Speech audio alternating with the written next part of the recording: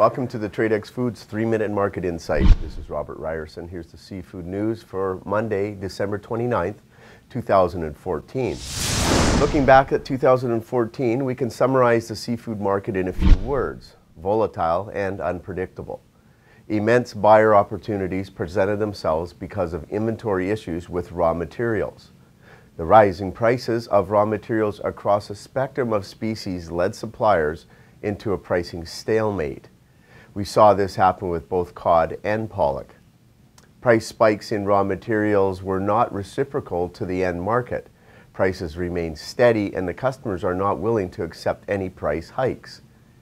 Pricing conjecture for next year is nearly impossible due to the market volatility seen in 2014. Now let's take a look at what happened this year for a few species and look forward for the new year. Atlantic cod catching begins at the end of January, and suppliers are saying that raw materials will not continue to rise above the very high levels it's currently at. In Europe, the strongest market for Atlantic cod, the market is weak. Buyers are chasing cheap prices as much as they can and consequently are purchasing product between 80 to 90% net weight, some even as low as 70%. Pacific cod raw material price has been on the rise since the summer. The problem is that the value-added Pacific cod fillets and loins have been doing the opposite of raw materials and have been going down to low levels with no signs of abating. We have certainly seen price volatility in the cod market this year, and we will have to wait until January for a much clearer outlook. Now over to Kyla. Thanks, Rob. Moving over to pollock, we recently reported volatility in the single frozen Alaska pollock market in regards to price increases and low inventories. More will be known in January once the grounds prices to the fishermen are established and H&G prices are set. Looking ahead to next year for the twice frozen pollock market, buyers should prepare for price increases on these products as well. Russian boats are setting prices on raw materials that are nearly 17% over last year's prices, CFR China. Some are speculating that the price pressure stems from the recent sanctions against Russia by the EU and the USA.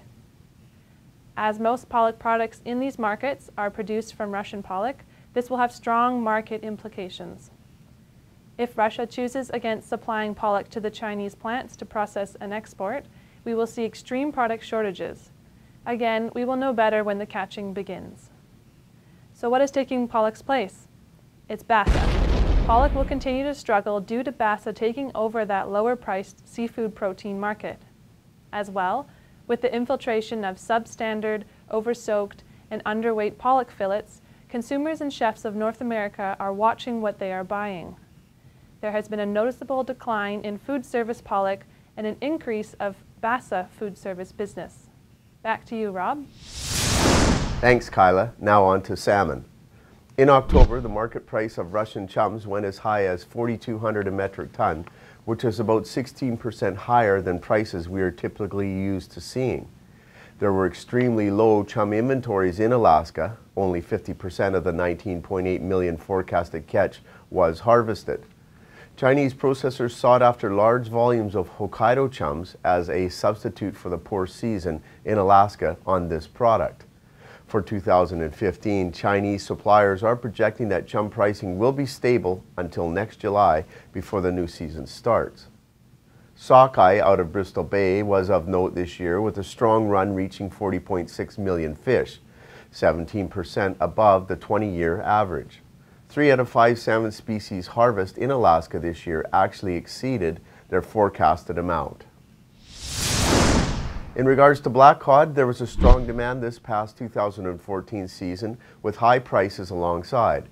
Although the Alaskan and West Coast quotas were nearly all caught and despite the strong pricing, inventories on hand are now almost completely depleted. As usual, Japan was the predominant market this year for black cod. Some good news for the upcoming 2015 season is that the Alaskan quotas will increase by about 0.5% and the West Coast total allowable catch will be increased by about 10%. Lastly, I would like to say thank you to all of our customers for watching our weekly updates. Happy holidays and the best wishes for the new year. Thank you for joining me for the Tradex Foods 3-Minute Market Insight. This is Robert Ryerson. Buy smart and eat more seafood.